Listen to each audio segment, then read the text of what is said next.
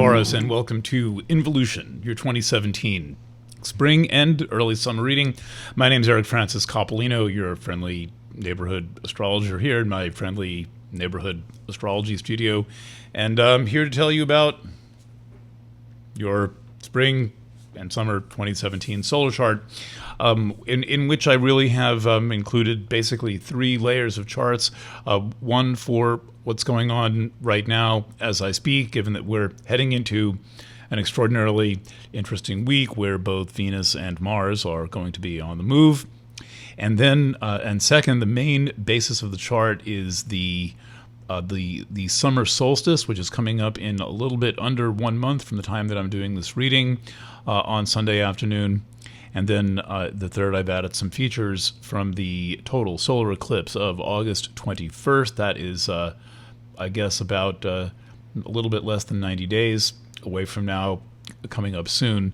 You may decide that I had a point when I said that this is going to be the most, let's say, event-filled 90 days in American history. And I realize you may not be in the United States, but hey, but political theater is currently focused on us right now, and the president is in Saudi Arabia, kissing the ass of rich people who behead women for driving. Okay, so let's give a little quick review, and then we'll go into current and preview, because a lot of your astrology depends on kind of understanding both the nature of your solar chart, and then also, given that, what you've been through and are going through. And I don't really have much feedback from my Taurus friends about this. I'm not strictly speculating. I'm going based on a lot of experience doing this type of solar chart astrology, and also I may be proposing some themes that you have not necessarily thought of yet. But in any event, as I've said a number of times, I think, in my demented opinion, and as a lover of anything and everyone Taurus, the single most interesting defining feature of your solar chart is that you have Aries connected to house 12. That is an inherent contradiction, because Aries is so outgoing, and the nature of Aries is so consciously formative of identity, right? Aries is really about who you are when you say I am, who you want to be, what you want to be, and it's very outgoing and assertive, and has initiative. We depend upon Aries for initiative, and it is true that a lot of the old astrology books say that people who are Aries are good at starting things and terrible at finishing things. In any event, that initiative factor of Aries is working in what may be the most veiled and concealed and difficult to understand house in all of astrology, the 12th house, the house of that which is deniable, and where we get lost, right? And so there is an inherent tension in the Taurian psyche, in my view, where in a little bit in the style of Chiron, there's a need to pursue your quest for self-understanding even in the absence that such a thing might be possible. And so this is like Chiron's quest for healing when healing might seem to be impossible. There's a number of different setups like this in astrology. I think of any planet in fall or in detriment to invoke this Chiron effect. And as it turns out, your ruling planet, Venus, is in, I forget which is in fall or detriment. It's in the sign opposite one of its signs of rulership, because Venus rules Taurus and it also rules Libra. And so Libra's down here, and then Venus is not only in the 12th house, it's also in the house opposite one of its houses of rulership, and that makes it a little bit uncomfortable, but at the same time, that lack of comfort, that lack of familiarity keeps you on edge and on your toes. And so this in many ways is a very edgy time for finding yourself. And this is amplified by the fact that as we speak, I'm not sure, let's just take a quick look at the exact position now. As of Wednesday's new moon on the 25th, Venus is going to be exactly conjunct Pallas Athene in your 12th house. Remember, all this is going on outside of easily accessible normal view. All of it is stuff that might be true for you, but that you still have to figure out for yourself. And since Aries is involved, it is about figuring out who you are, right? So Venus will make this conjunction to Pallas Athene. You can see it there, the little diamond, and then it will make a conjunction first to Eris, then to Uranus. That's exciting. There's other stuff going on in Libra, like Haumea. The midwife of the gods, who is describing all things involving Aries activity as a birthing process. Now, you've been through the paces this year. The most interesting thing that happened in the astrology, besides the third pass of the conjunction of Uranus and Eris in Aries, is that Venus was retrograde, and the retrograde began in Aries. That's why I've got it highlighted in red. It went back and formed a conjunction to Chiron, then it turned back, and now it's back here. And so you've been taken in and out of this inner realm of existence, but not so much like into the privacy of your home or your bedroom or whatever, wherever you like to hang out, but rather into the public exposure. So there's been something here that there's an inner discovery process that you've taken out to the wider world and then re-verified by bringing it back into yourself, and then that's gone on a few times. And so there's a kind of a reality checking process going on there. And the reality checking process is based on contrast between who you're discovering you are inside, and then how you present yourself to the world around you. Then you go back into a self-discovery phase, and then you present it to the world around you. It's quite an interesting way to learn, and it's a typical way that, by the way, artists and writers tend to learn, by kind of going against public opinion, or at least inserting themselves into this realm of public opinion, and then taking the information back. At least anybody sensitive and self-aware. And I am of the perhaps prejudiced bias that the Taurus has come into this life at this time with a particularly potent creative mission. It's partly talent, but it's also partly kind of a noblesse oblige responsibility that you have to the human race to help us poor plebes solve problems that we may not even know that we have. And so there's an unusual creative gift for Taurus. And in yet another way, you'll be experiencing the in the comfort zone, out of the comfort zone contrast that's going on between the Aries and Pisces at the moment, when the total solar eclipse approaches. And that is it's on. You can't say mid or late. It's August 21st. It's right between mid and late. It's like middle, mid, or early, late, or anyway, August 21st. All right. Now, meanwhile, a few other things going on. Venus is about to make a conjunction to first Eris and then Uranus. This is going to be happening in over basically the last week of May.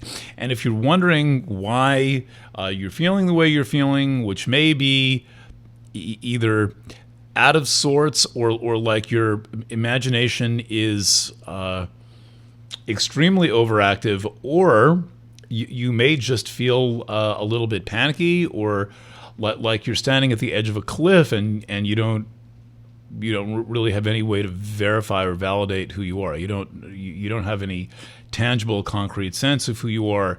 Then you're on the right page. It is this sense of uncertainty that you want to make into your friend, and this is all about now, and it's all about the astrology that takes us into midsummer and into late summer and later into the year. You want to work with the uncertainty and the insecurity factor rather than doing the thing that most people will do, which is to find some form of false security and cling to it and hope that it turns out to be true, otherwise known as hope. You want to work with the insecurity factor, in my opinion. I mean, this is, my kind of, in my experience, doing the kind of crazy stuff that I do and living on the adventures that I have. There is nothing worse than false security. There's nothing worse than just camping out in your comfort zone, and that is a kind of a psychological fact of Taurus at its most shadowy, is this need to camp out in a certain position, and the reality is that all the astrology we're going through in this in some way influences and affects every last person, is about challenging that comfort zone, coming out of a familiar place. And all the more important now as we live in the midst of this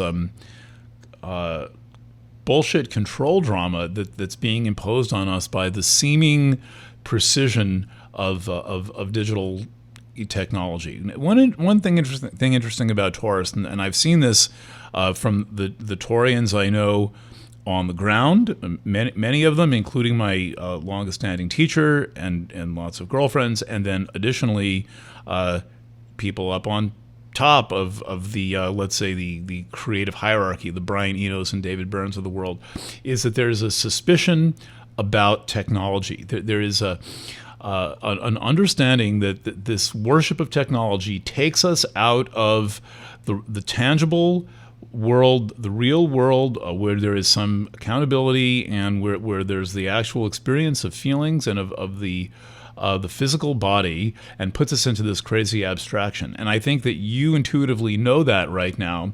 And so one of the things that this Venus conjunct Eris first and then Uranus may do is shock you into reconsidering your whole relationship to technology. Last night I was just looking around my list of friends, and I noticed one of my oldest Taurus friends, Neil McDonough, removed his Facebook profile.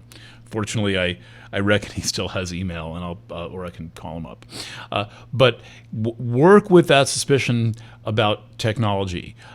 Use that suspicion about technology not to avoid technology, but to modify your use of technology. But more important than that, understand the relationship that you have between the technological sphere that we're in, this insane bubble that we're all caught in the middle of, and how you define who you are. Because everyone is basically having their minds rewritten and overwritten, and their values basically crunched, stepped on, smashed upon, and imposed upon by all this technology. But not many people have the intelligence, the observation skills, or the courage to question what it's doing to you personally, and you have that. It is likely to come up as a top item on your list of things you encounter when you're doing all of this inward self-exploring, again, as a function of the 12th house. Now, notice the way this story has gone. Venus is, at some point was in Aquarius late last year, came around, and then early in 17 went retrograde back into Pisces, where it made a conjunction with Chiron, and there was something there about healing your image. There is so much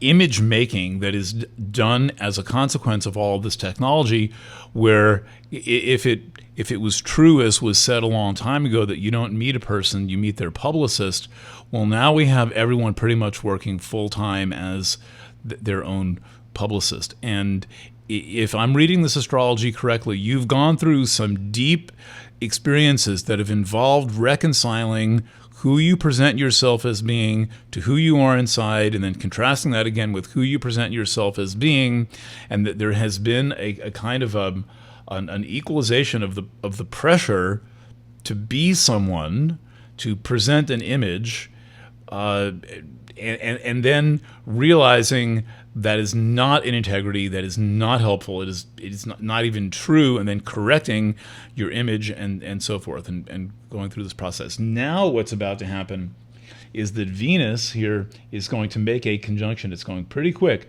to Eris and Uranus, which is likely to shake up the whole tree of who you are. That is merely, by the way, a foreshadowing. Remember what you go through in the last 10 or so days of May is a foreshadowing of when Uranus enters your birth sign.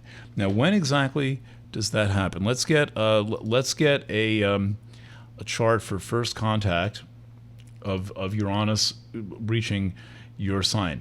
Because see, the thing with this whole inward self-inquisitive thing is it's going to work whether or not there are planets in Aries, because Aries in itself is the let's say the archetype of self-awareness. We might say that, even if that self-awareness comes in the form of banging your head against things, at least you have an idea of how hard something is when you're banging your head against it. So, all very interesting. What happened? First of all, Uranus first goes into Taurus in May of 2018. That's going to make it a lot easier to write the annual edition, because something big happens. And at the same time,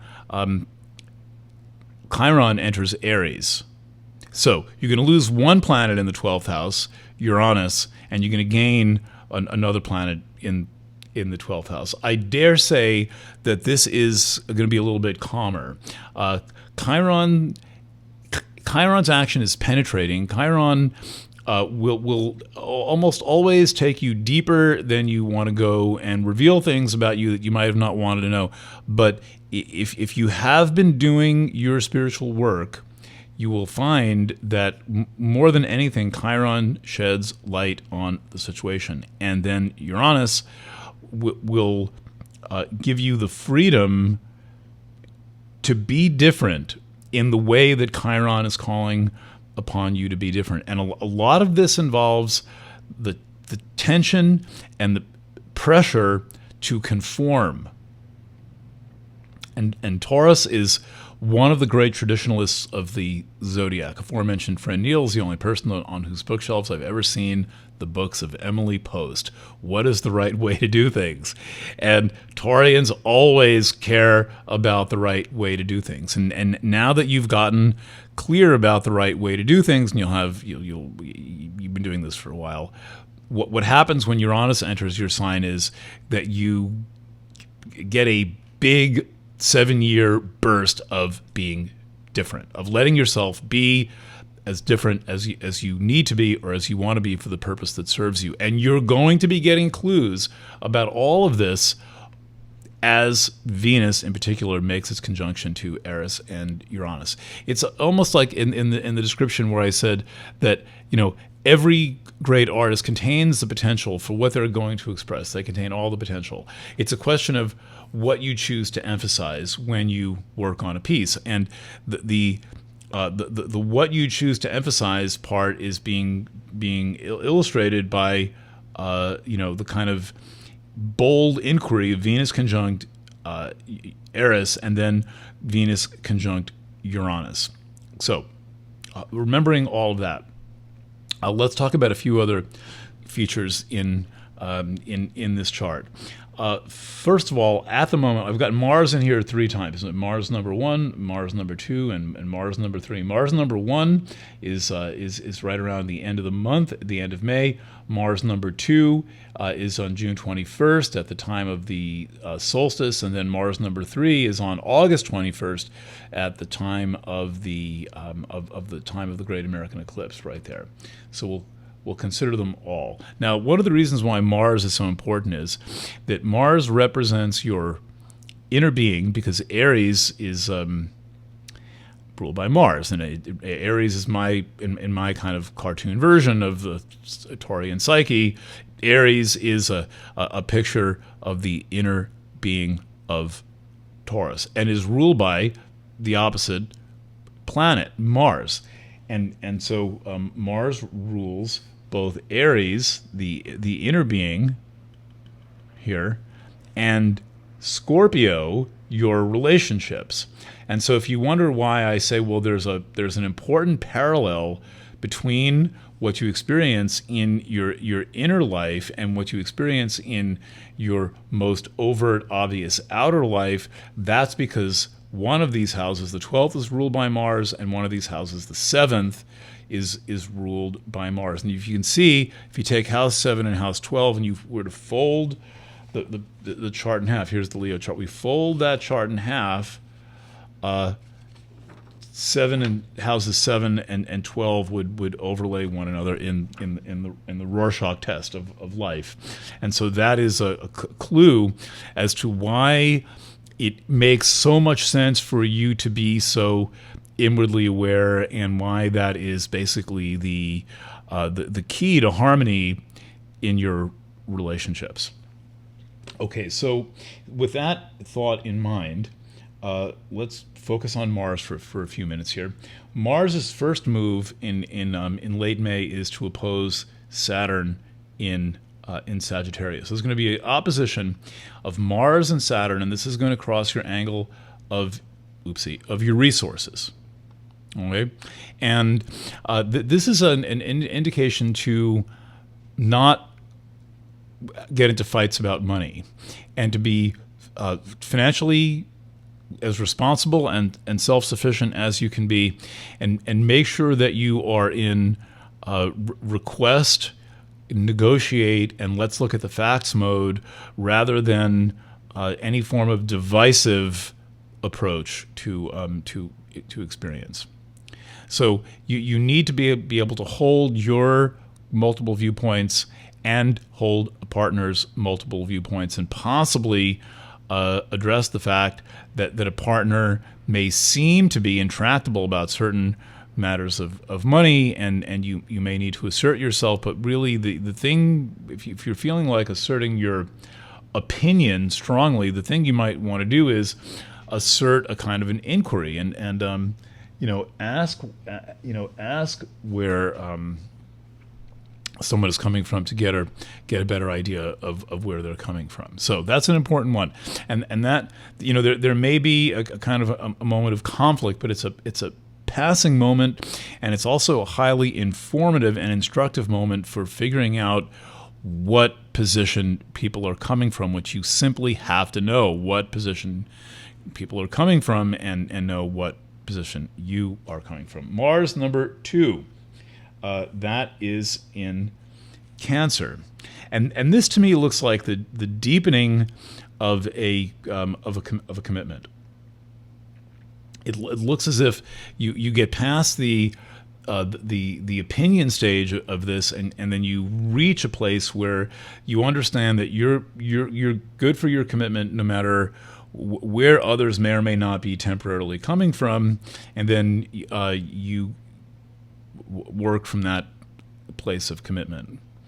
The third Mars in this chart is Mars in Leo, and Mars in Leo, represents a challenge for exceeding your comfort zone. So let's go into the eclipse and talk about that.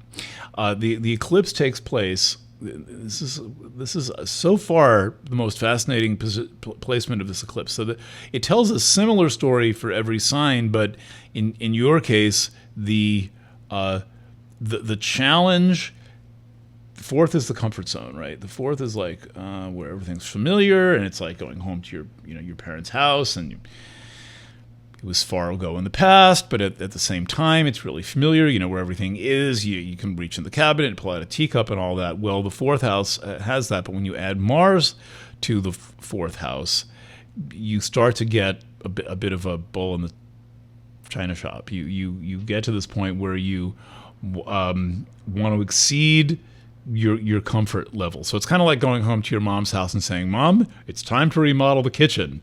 And she'll look at you like you're fucking crazy, and then you'll work on it the whole weekend and maybe succeed to convince her to remodel the kitchen.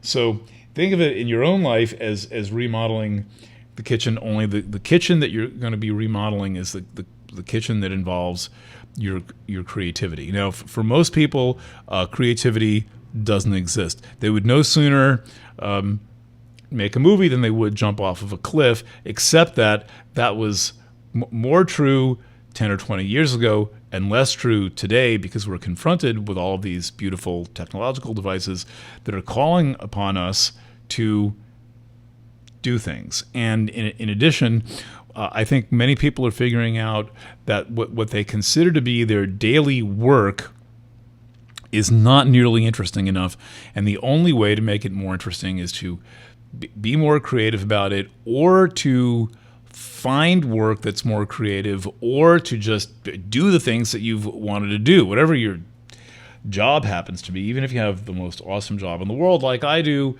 you obviously have other things that you want to do with yourself. So the way this total solar eclipse works in your chart is that it is on this, it's actually much closer, 28.5 degrees. It's very close to the line between your fourth and your fifth solar houses there, right there. And your fifth solar house is Virgo. Now, one of the things about Taurus is that it tends to be cautious. It tends to believe that prudence is the better part of valor, and can also be creatively very self-critical. I've had the pleasure of working with a good few Taurian friends as creative collaborators. Let's see, there was like Neil, and there's Danny, and then Amanda, and then there's Amy, and then there's Joe Trusso, my teacher. I could name off about 5 more. And Taurians can be brutally self-critical, especially the moment that you're doing anything daring. And this is this is revealed by Virgo on the 5th house of art. It's a self-critical sign on the house of self-expression. But matters are even more interesting in that this little hypothetical planet, Trans-Pluto, this planet of kind of narrowing the aperture, making that opening as small as possible to get the most precise image, is kind of taken up residence on your 5th house cusp, more or less, for our purposes, forever. Going forward 20, 30 years, I think Trans-Pluto is going to be in your 5th house. And it's at the beginning of that trip. And Trans-Pluto is this green thing with the slash going through it.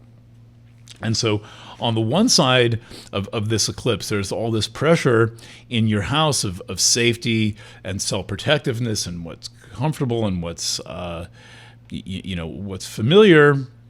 And then right on the other side of that line, where you need to express yourself, is this kind of psychological obstruction of judgment. So one thing you want to do is not judge your own performance. Let other people judge your performance.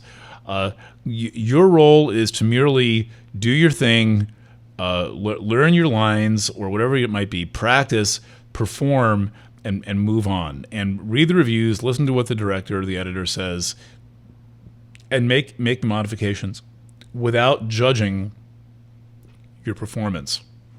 For example, without judging that this horoscope writing thing would be great, but I feel like such a fraud, or I wish I was a real photographer, too bad I'm a bartender, or hanging pictures for a living rather than taking pictures for a living, I must be a fake.